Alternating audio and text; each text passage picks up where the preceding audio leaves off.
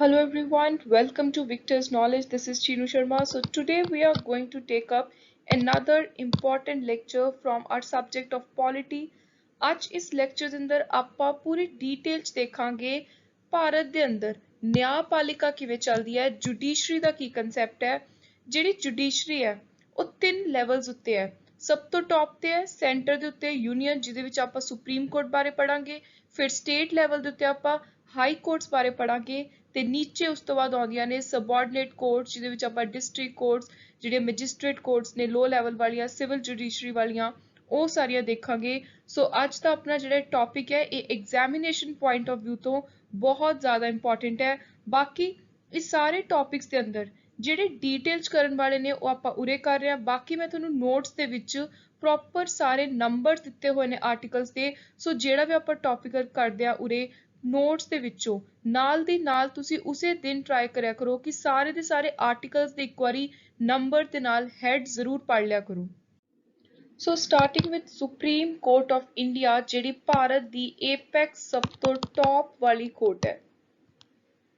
Supreme court of India is the highest judicial court ਤੇ final court of appeal ਹੈ। ਸੰਵਿਧਾਨ ਦੇ ਅੰਦਰ ਤੁਸੀਂ ਆਖਰੀ ਅਪੀਲ ਪਾਉਣੀ ਹੈ। ਨੀਚੇ ਤੋਂ ਸ਼ੁਰੂ ਹੋ ਗਏ, ਤੁਸੀਂ ਮੰਨ ਲਓ ਸਿਵਲ ਜੱਜ ਦੀ ਕੋਰਟ ਤੋਂ, ਫਿਰ ਤੁਸੀਂ ਡਿਸਟ੍ਰਿਕਟ ਜੱਜ ਕੋਲ ਗਏ, ਉੱਥੇ ਵੀ ਤੁਹਾਨੂੰ ਸੈਟੀਸਫੈਕਸ਼ਨ ਨਹੀਂ ਹੋਈ।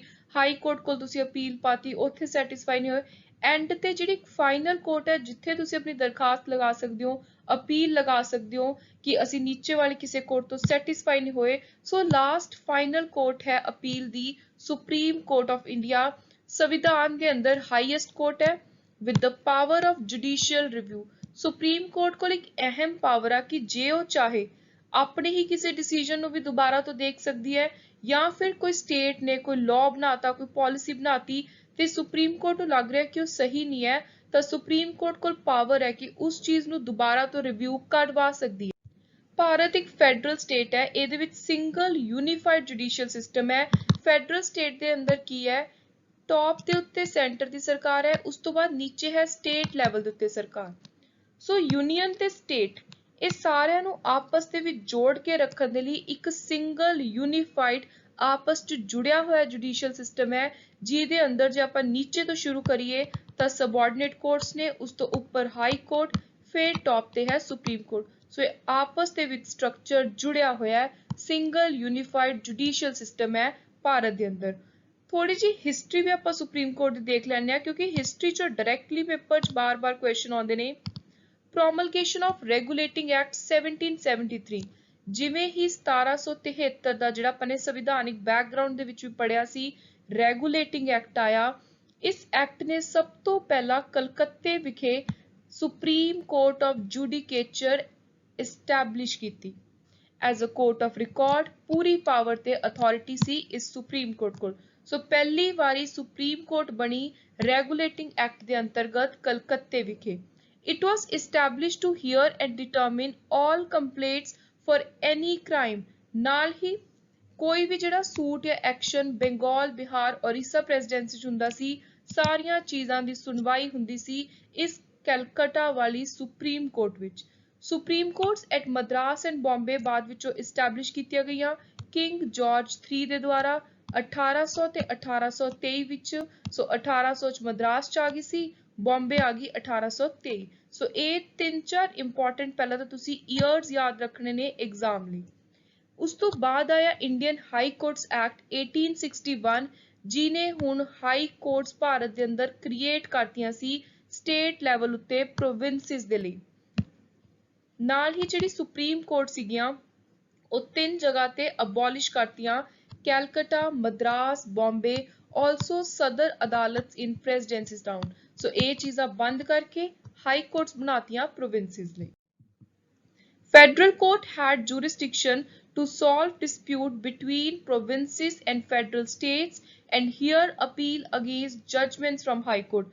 Federal courts ਉਹਦੀ ਜਗ੍ਹਾ ਤੇ ਬਣਾਤੀਆਂ ਸੀ। ਜਿਹੜੀ federal court ਸੀ ਅੱਜ ਦੇ ਸਮੇਂ ਦੀ ਸੁਪਰੀਮ ਕੋਰਟ ਦੇ ਹੀ ਬਰਾਬਰ ਹੈ। ਇਸ ਫੈਡਰਲ ਕੋਰਟ ਦੇ ਕੋਲ ਪਾਵਰ ਸੀ ਕਿ ਸੁਪਰੀਮ ਕੋਰਟ ਦੇ ਜਜਮੈਂਟ ਚੋਂ ਜੇ ਕੋਈ ਸੈਟੀਸਫਾਈ ਨਹੀਂ ਹੋਇਆ ਤਾਂ ਇਹ ਫੈਡਰਲ ਕੋਰਟ ਅਪੀਲ ਸੁਣੂ। ਜਿਵੇਂ ਹੁਣ ਸੁਪਰੀਮ ਕੋਰਟ ਹਾਈ ਕੋਰਟ ਚੋਂ ਅਪੀਲ ਸੁਣਦੀ ਹੈ, ਤਾਂ ਬ੍ਰਿਟਿਸ਼ਰਸ ਦੇ ਸਮੇਂ ਹਾਈ ਕੋਰਟ ਦੀ ਅਪੀਲ ਫੈਡਰਲ ਕੋਰਟ ਸੁਣਦੀ ਸੀ। ਉਸ ਤੋਂ ਬਾਅਦ ਇਹ ਤਾਂ ਚਲੋ ਗੱਲ ਹੋ ਗਈ, ਸਾਰਾ ਸੈਟਅਪ ਹੋ ਗਿਆ ਆਜ਼ਾਦੀ ਤੋਂ ਪਹਿਲਾਂ ਦਾ। ਦੇਸ਼ ਆਜ਼ਾਦ ਹੋ ਗਿਆ, ਸੰਵਿਧਾਨ ਆ ਗਿਆ 26 ਜਨਵਰੀ 1950 ਤੋਂ ਪ੍ਰੋਪਰ ਫੁੱਲ ਫਲੈਜਡ ਲਾਗੂ ਹੋ ਗਿਆ। ਫਿਰ ਆਈ ਸੁਪਰੀਮ ਕੋਰਟ 28 ਜਨਵਰੀ 1950 ਨੂੰ। ਸੋ ਇਹ ਜਿਹੜੀ ਰਿਪਬਲਿਕ ਵਾਲੀ ਆਪਾਂ ਡੇਟ ਯਾਦ ਰੱਖਣੀ ਹੈ, ਇਹਦੇ ਤੋਂ ਇੱਕ ਦਿਨ ਬਾਅਦ ਹੀ ਪਹਿਲੀ ਸਿਟਿੰਗ ਹੋ ਗਈ ਸੀ ਸੁਪਰੀਮ ਕੋਰਟ ਦੀ 28 ਜਨਵਰੀ 1950। This is very very important date to remember. Law declared by supreme court ਦੇਸ਼ ਦੇ ਹਰ ਕੋਰਟ ਉੱਤੇ ਲਾਗੂ ਹੁੰਦਾ। ਜੋ ਸੁਪਰੀਮ ਕੋਰਟ ਨੇ ਕਹਿਤਾ ਉਹ ਬਾਕੀ ਸਾਰੀਆਂ ਨੀਚੇ ਵਾਲੀਆਂ ਕੋਰਟਸ, ਚਾਹੇ ਫਿਰ ਉਹ ਹਾਈ ਕੋਰਟ ਹੈ, ਸਬਆਰਡੀਨੇਟ ਕੋਰਟ ਹੈ, ਉਹਨਾਂ ਉੱਤੇ ਲਾਗੂ ਹੁੰਦਾ, ਬਾਈਂਡਿੰਗ ਹੈ। ਸੁਪਰੀਮ ਕੋਰਟ ਕੋਲ ਜੁਡੀਸ਼ੀਅਲ ਰਿਵਿਊ ਦੀ ਪਾਵਰ ਹੈ, ਇਹ ਮੈਂ ਤੁਹਾਨੂੰ ਸਮਝਾ ਚੁੱਕੀ ਹਾਂ। ਕੋਈ ਲੈਜਿਸਲੇਟਿਵ ਲਾਅ ਗਲਤ ਬਣਾਤਾ, ਕੋਈ ਐਡਮਿਨਿਸਟ੍ਰੇਟਿਵ ਐਕਸ਼ਨ ਗਲਤ ਲਿਆ ਗਿਆ, ਉਸ ਚੀਜ਼ ਨੂੰ ਹਟਾ ਸਕਦੀ ਹੈ, ਸਟ੍ਰਾਈਕ ਡਾਊਨ ਕਰ ਸਕਦੀ ਹੈ ਜੇ ਉਹ ਚੀਜ਼ ਸੰਵਿਧਾਨ ਦੇ ਅਗੇਂਸਟ ਹੈ। To strike down the legislative and executive action contrary to the provision ult है and the scheme of constitution, distribution of power between union and state, कोई इस चीज दे against step लिया गया, inimical to fundamental rights guaranteed by the constitution, fundamental rights ਦੇ against कोई चीज है, सारियां चीज़ां ਨੂੰ सुप्रीम कोर्ट आप रिव्यू कर सकती है, दोबारा तो देख सकती है ते उस चीज ਨੂੰ बदल भी सकती है, हटा भी सकती है। Now coming to constitutional provisions, ਕਿਹੜੇ-ਕਿਹੜੇ articles ਗੱਲ ਕਰਦੇ ਨੇ, ਕਿਹੜੇ chapter ਦੇ ਅੰਦਰ ਗੱਲ ਹੋ ਰਹੀ ਹੈ, part ਦੇ ਅੰਦਰ। Indian Constitution provides for a provision of Supreme Court under Part 5। Union ਦੇ ਅੰਦਰ ਜਿਹੜਾ 6ਵਾਂ chapter ਹੈ Union Judiciary ਦਾ, ਉਹਦੇ ਵਿੱਚ ਗੱਲ ਹੁੰਦੀ ਹੈ Supreme Court ਦੀ। ਸੋ Part 5 ਦੇ ਅੰਦਰ ਜੇ ਆਪਾਂ articles ਦੀ ਗੱਲ ਕਰੀਏ ਤਾਂ ਇਹ important articles ਜੋ ਤੁਸੀਂ ਪੇਪਰ ਲਈ ਯਾਦ ਰੱਖਣੇ ਹੈ 124 ਤੋਂ 147 ਤੱਕ ਗੱਲ ਕਰਦੇ ਨੇ Supreme Court the. Article 124 to 147 in Part 5 of Constitution deal with organization, independence, jurisdiction, powers and procedure of the Supreme Court।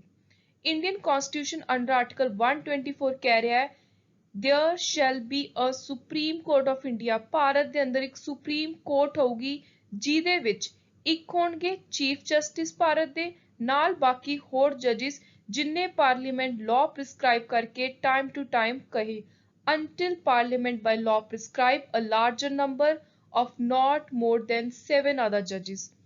The jurisdiction of Supreme Court of India can broadly be categorized into original, appellate, advisory।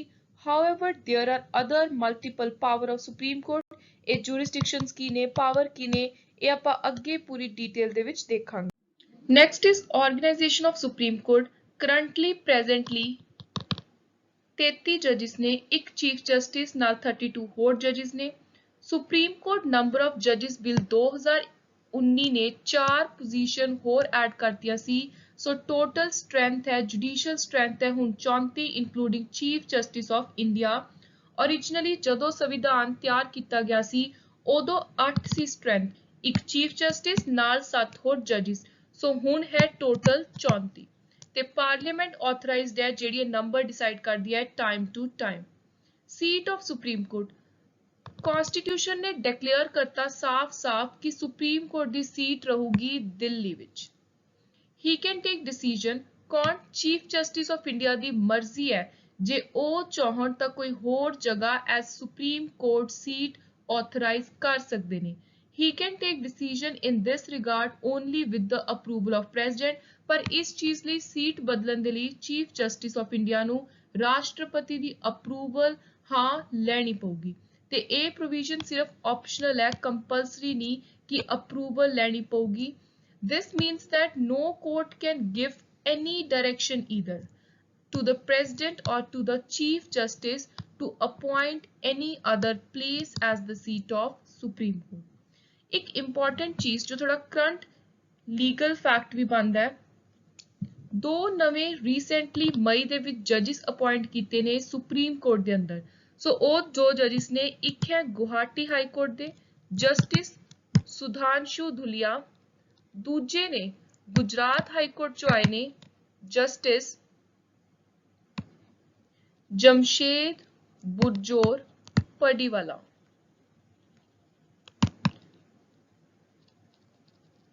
So justice Sudhanshu Dhulia नाम याद रखना है, Guwahati high court चो आए ने, Gujarat high court जो आए ने जमशेद बुरजोर पडीवाला। एक होर इंपॉर्टेंट फैक्ट, जो ए जज ने जमशेद बुरजोर पडीवाला, ये अपनी अगली चीफ जस्टिस ऑफ इंडिया बनन दी रेस विच ने। सो सब तो पहले नंबर ते ए ने रेस विच next chief justice of India बनन लई। नैक्सट है जजिस की अपॉइंटमेंट कौन करूगा सुप्रीम कोर्ट दे, किवें होगी।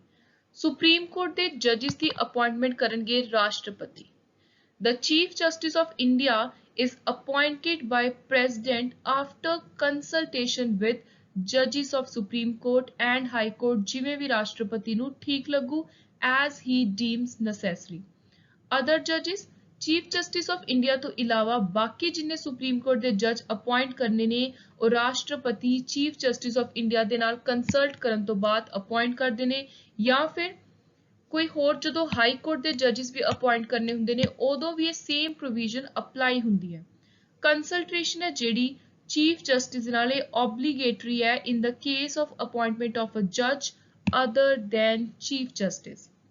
Appointment of chief justice from 1950 to 1973 ਜਿਹੜਾ ਇਹ ਤਰੀਕਾ ਹੈ 1950 ਤੋਂ 1973 ਤੱਕ ਅਪਣਾਇਆ ਜਾ ਰਿਹਾ ਸੀ। ਦ ਪ੍ਰੈਕਟਿਸ ਹੈਜ਼ ਬੀਨ, ਪ੍ਰੈਕਟਿਸ ਕੀ ਸੀ ਇਸ ਸਮੇਂ ਤੱਕ ਕਿ ਜੋ ਵੀ ਸੀਨੀਅਰ ਮੋਸਟ ਜੱਜ ਹੋਣਗੇ ਸੁਪਰੀਮ ਕੋਰਟ ਦੇ ਉਹਨਾਂ ਨੂੰ ਚੀਫ ਜਸਟਿਸ ਨਿਯੁਕਤ ਕੀਤਾ ਜਾਊਗਾ। ਇਹ ਪ੍ਰੈਕਟਿਸ ਸਿਰਫ 1950 ਤੋਂ 1973 ਤੱਕ ਸੀ। This established convention was violated in 1973. 1973 ਦੇ ਵਿੱਚ ਜਿਹੜਾ ਰੂਲ ਚੱਲਦਾ ਆ ਰਿਹਾ ਸੀ ਆਜ਼ਾਦੀ ਤੋਂ ਬਾਅਦ ਦਾ ਕਿ ਜੋ ਸੀਨੀਅਰ ਮੋਸਟ ਜੱਜ ਹੈ ਉਹਨੂੰ ਰਾਸ਼ਟਰਪਤੀ ਨਿਯੁਕਤ ਕਰ ਦਿੰਦੇ ਸੀ ਸੀਜੀਆਈ ਲਈ। 1973 ਚ ਇਹ ਕਨਵੈਨਸ਼ਨ ਟੁੱਟ ਗਈ ਸੀ ਜਦੋਂ A.N. ਰੇ ਨੂੰ chief justice of India appoint ਕਰਤਾ ਸੀ ਤੇ ਇਹਨਾਂ ਦੇ ਨਾਲ 3 ਹੋਰ ਸੀਨੀਅਰ ਜੱਜ ਸੀ ਸੁਪਰੀਮ ਕੋਰਟ ਦੇ ਵਿੱਚ ਜਿਨ੍ਹਾਂ ਨੂੰ ਚੀਫ ਜਸਟਿਸ ਨਹੀਂ ਬਣਾਇਆ ਸੀ। ਦੁਬਾਰਾ 1977 ਦੇ ਵਿੱਚ M.U. Beg was appointed as chief justice of India. ਇਹਨਾਂ ਨੇ ਉਸ ਸਮੇਂ ਦੇ ਸੀਨੀਅਰ ਮੋਸਟ ਜੱਜ ਨੂੰ ਪਿੱਛੇ ਛੱਡ ਕੇ ਸੁਪਰਸੀਡ ਕਰਕੇ ਚੀਫ ਜਸਟਿਸ ਦੀ ਗੱਦੀ ਸੰਭਾਲੀ ਸੀ। ਨੈਕਸਟ ਅਪਾਇੰਟਮੈਂਟ ਨਾਲ ਰਿਲੇਟਡ ਇੱਕ ਇੰਪੋਰਟੈਂਟ ਸਿਸਟਮ ਹੈ ਜਿਹਦਾ ਨਾਮ ਹੈ ਕੋਲੀਜੀਅਮ ਸਿਸਟਮ। ਇਹੀ ਅਪਣਾਇਆ ਜਾਂਦਾ ਹੈ, ਕੋਲੀਜੀਅਮ ਸਿਸਟਮ ਨੂੰ ਹੀ ਆਪਾਂ ਫੋਲੋ ਕਰ ਰਹੇ ਹਾਂ ਕਾਫੀ ਸਮੇਂ ਤੋਂ 1998 ਤੋਂ 1998 ਤੋਂ in the appointment of or transfer of judges in high courts ਤੇ ਸੁਪਰੀਮ ਕੋਰਟ। ਸੋ ਦੋਨਾਂ ਦੇ ਵਿੱਚ ਹੀ ਚਾਹੇ ਹਾਈ ਕੋਰਟ ਹੋਵੇ ਸੁਪਰੀਮ ਕੋਰਟ ਹੋਵੇ ਜੱਜ ਦੀ ਅਪਾਇੰਟਮੈਂਟ ਕਰਨੀ ਹੈ ਟ੍ਰਾਂਸਫਰ ਕਰਨੀ ਹੈ ਇਸੇ ਕੋਲੀਜੀਅਮ ਸਿਸਟਮ ਨੂੰ ਫੋਲੋ ਕੀਤਾ ਜਾਂਦਾ ਹੈ ਤੇ ਇਸ ਕੋਲੀਜੀਅਮ ਸਿਸਟਮ ਦਾ ਬਰਥ ਹੋਇਆ ਸੀ 3 ਜੱਜ ਕੇਸ ਦੇ। ਸੋ ਇਹ ਨਾਮ ਵੀ ਤੁਸੀਂ ਯਾਦ ਰੱਖਣਾ ਹੈ 1998 year is also important. As ਸੱਚ ਕੋਲੀਜੀਅਮ ਸਿਸਟਮ ਦੀ ਨਾ ਤਾਂ ओरिजिनल कॉन्स्टिट्यूशन ਦੇ ਵਿੱਚ ਗੱਲ ਹੈ ਨਾ ਕਿਸੇ ਅਮੈਂਡਮੈਂਟ ਦੇ ਵਿੱਚ ਗੱਲ ਨਿਕਲ ਕੇ ਆਈ ਹੈ, ਪਰ ਜਿਹੜਾ ਕੋਲੀਜੀਅਮ ਸਿਸਟਮ ਹੈ ਇਹ ਐਜ਼ ਅ ਰੂਲ ਅਪਣਾਇਆ ਜਾ ਰਿਹਾ 1998 ਤੋਂ ਬਿਨਾਂ ਕਿਸੇ ਰੁਕਾਵਟ ਤੋਂ। ਕੋਲੀਜੀਅਮ ਕੀ ਹੈ? ਕੁਝ ਗਰੁੱਪ ਹੈ ਜੱਜਿਸ ਦਾ ਜਿਹੜੇ ਰეკਮੈਂਡ ਕਰਦੇ ਨੇ ਨਾਮ ਕਿਸੇ ਵਕੀਲ ਦਾ ਜਾਂ ਜੱਜ ਦਾ ਜੋ ਉਹਨਾਂ ਨੂੰ ਲੱਗਦਾ ਹੈ ਕਿ ਇਹ ਜੱਜ ਬਣਨ ਦੇ ਲਾਇਕ ਹੈ ਜਾਂ ਜਿਵੇਂ ਚੀਫ ਜਸਟਿਸ ਬਣਨ ਦੇ ਲਾਇਕ ਹੈ ਤੇ ਇਹ ਨਾਮ ਉਹ ਕੋਲੀਜੀਅਮ ਰეკਮੈਂਡ ਕਰਦੀ ਹੈ ਸੈਂਟਰਲ ਗਵਰਨਮੈਂਟ ਨੂੰ। ਸਿਮਿਲਰਲੀ ਜੇ ਸੈਂਟਰਲ ਗਵਰਨਮੈਂਟ ਦੇ ਦਿਮਾਗ 'ਚ ਕੋਈ ਨਾਮ ਹੁੰਦੇ ਨੇ ਤਾਂ ਉਹ ਇਸ ਕੋਲੀਜੀਅਮ ਨੂੰ ਪ੍ਰਪੋਜ਼ ਕਰਦੇ ਨੇ, ਉਹ ਨਾਮ ਦੱਸਦੇ ਨੇ। ਕੋਲੀਜੀਅਮ ਫਿਰ ਉਹ ਨਾਮਾਂ ਉੱਤੇ ਸੋਚ ਵਿਚਾਰ ਕਰਦੇ ਆ, ਸੁਜੈਸ਼ਨ ਲੈਂਦੇ ਆ ਸੈਂਟਰਲ ਗਵਰਨਮੈਂਟ ਦੇ ਤੇ ਨਾਲ ਉਸ ਤੋਂ ਬਾਅਦ ਆਪਣੀ ਫਾਈਨਲ ਅਪਰੂਵਲ ਦੇ ਕੇ ਫਾਈਲ ਦੁਬਾਰਾ ਸੈਂਟਰ ਦੀ ਸਰਕਾਰ ਨੂੰ ਭੇਜ ਦਿੰਦੇ ਆ।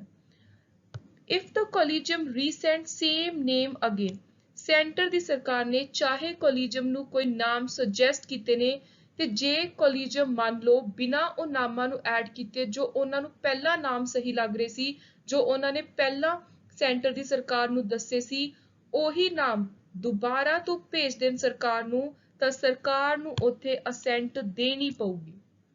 ਪਰ ਇਸ ਰਿਪਲਾਈ ਦੇ ਲਈ ਕੋਈ ਟਾਈਮ ਨਹੀਂ ਫਿਕਸ ਤੇ ਇਹੀ ਕਾਰਨ ਹੈ ਕਿ ਜੱਜਿਸ ਦੀ ਅਪਾਇੰਟਮੈਂਟ ਦੇ ਲਈ ਬਹੁਤ ਲੰਬਾ ਸਮਾਂ ਲੱਗ ਜਾਂਦਾ ਹੈ। ਇਹਦੇ 'ਚ ਇੱਕ ਫੇਜ਼ ਆਇਆ ਸੀ ਜਦੋਂ ਕੋਲੀਜੀਅਮ ਸਿਸਟਮ ਨੂੰ ਰੀਪਲੇਸ ਕਰਨ ਦੀ ਗੱਲ ਉੱਠੀ ਸੀ, ਉਹ ਸੀ 99th ਕਨਸਟੀਟਿਊਸ਼ਨਲ ਅਮੈਂਡਮੈਂਟ 2014 ਦੀ ਜਿਹਨੇ NJAC ਐਸਟੈਬਲਿਸ਼ ਕੀਤਾ ਸੀ, ਨੈਸ਼ਨਲ ਜੁਡੀਸ਼ੀਅਲ ਕਮਿਸ਼ਨ ਐਕਟ।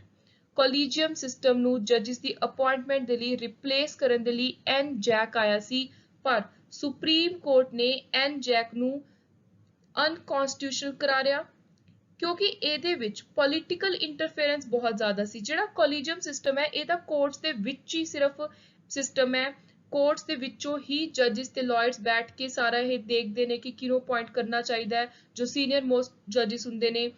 ਪਰ ਜਿਹੜਾ ਇਹ ਐਨਜੈਕ ਹੈ ਇਹ ਇੱਕ ਅਲੱਗ ਬਾਡੀ ਬਣ ਗਈ ਸੀ, ਉਰੇ ਪੋਲੀਟੀਕਲ ਇੰਟਰਫੇਰੈਂਸ ਬਹੁਤ ਜ਼ਿਆਦਾ ਹੋ ਰਹੀ ਸੀ ਤੇ ਪੋਲੀਟੀਕਲ ਇੰਟਰਫੇਰੈਂਸ, ਐਗਜ਼ੈਕਟਿਵ ਦੀ ਇੰਟਰਫੇਰੈਂਸ ਜੁਡੀਸ਼ਰੀ ਦੇ ਅੰਦਰ ਕਦੇ ਨਹੀਂ ਹੋ ਸਕਦੀ, ਕਿਉਂਕਿ ਇਹ ਆਪਣੇ ਸੰਵਿਧਾਨ ਦੇ ਬੇਸਿਕ ਸਟਰਕਚਰ ਦੇ ਖਿਲਾਫ ਹੈ, ਇੰਡੀਪੈਂਡੈਂਸ ਆਫ ਜੁਡੀਸ਼ਰੀ ਦੇ ਖਿਲਾਫ ਹੈ। ਸੋ ਇਸੇ ਲਈ ਐਨਜੈਕ ਨੂੰ ਸੁਪਰੀਮ ਕੋਰਟ ਨੇ ਹਟਾਤਾ, ਇਹਨੂੰ ਅਨਕਨਸਟੀਟਿਊਸ਼ਨਲ ਕਰਾਰਤਾ, ਨਾਲ ਹੀ ਕਿਹਾ ਕਿ ਜਿਹੜਾ ਕੋਲੀਜੀਅਮ ਸਿਸਟਮ ਫੋਲੋ ਹੋ ਰਿਹਾ ਹੈ ਉਹੀ ਫੋਲੋ ਹੋਊਗਾ, that is valid। ਨੈਕਸਟ ਹੈ ਸੁਪਰੀਮ ਕੋਰਟ ਦੇ ਜੱਜ ਬਣਨ ਦੇ ਲਈ ਤੁਹਾਡੇ ਕੋਲ ਕੀ ਕੁਆਲੀਫਿਕੇਸ਼ਨ ਹੋਣੀ ਚਾਹੀਦੀ ਹੈ। ਇੱਕ ਤਾਂ ਭਾਰਤ ਦੇ ਨਾਗਰਿਕ ਹੋਣਾ ਜ਼ਰੂਰੀ ਹੈ, ਦੂਜਾ ਹਾਈ ਕੋਰਟ ਦੇ ਜੱਜ ਰਹਿ ਚੁੱਕੇ ਹੋਣੇ ਚਾਹੀਦੇ ਨੇ ਘੱਟੋ ਘੱਟ 5 ਸਾਲਾਂ ਦੇ ਲਈ, ਨਾਲ ਹੀ ਹਾਈ ਕੋਰਟ ਦੇ ਵਿੱਚ ਐਜ਼ ਅ ਲਾਇਰ 10 ਸਾਲ ਦੀ ਪ੍ਰੈਕਟਿਸ ਹੋਣੀ ਚਾਹੀਦੀ ਹੈ। ਸੋ ਇਹ ਦੋਨਾਂ ਚੋਂ ਇੱਕ ਰਿਕੁਆਇਰਮੈਂਟ ਪੂਰੀ ਹੋਣੀ ਚਾਹੀਦੀ ਹੈ ਔਰ ਲਿਖਿਆ ਹੋਇਆ, ਜਾਂ 5 ਸਾਲ ਹਾਈ ਕੋਰਟ ਦੇ ਜੱਜ ਜਾਂ ਫਿਰ 10 ਸਾਲ high court the practice as an advocate. ਨਾਲ ਹੀ ਰਾਸ਼ਟਰਪਤੀ ਨੂੰ ਲੱਗੇ ਕਿ ਉਹ ਬਹੁਤ ਹੀ ਜ਼ਿਆਦਾ ਡਿਸਟਿੰਗੁਇਸ਼ਡ ਜੂਰਿਸਟ ਨੇ, ਉਹਨਾਂ ਦੀ ਜੁਡੀਸ਼ਰੀ ਨੂੰ ਲੈ ਕੇ, ਲਾਅ ਨੂੰ ਲੈ ਕੇ ਇਸ ਫੀਲਡ ਦੇ ਅੰਦਰ ਬਹੁਤ ਵਧੀਆ ਸਮਝ ਹੈ।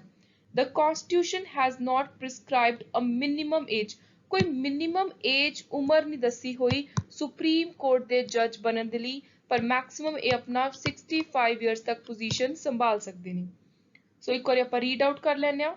A person to be appointed as a judge of the Supreme Court should have the following qualification. Number 1, he should be a citizen of India. Number 2, he should have been a judge of a high court. ਉਰੇ total 5 ਸਾਲ ਹੋਣਾ ਚਾਹੀਦਾ ਹੈ, ਚਾਹੇ ਉਹ ਇੱਕ ਸਾਲ ਅਲੱਗ-ਅਲੱਗ ਹਾਈ ਕੋਰਟ ਦੇ ਜੱਜ ਰਹੇ ਹੋਣ।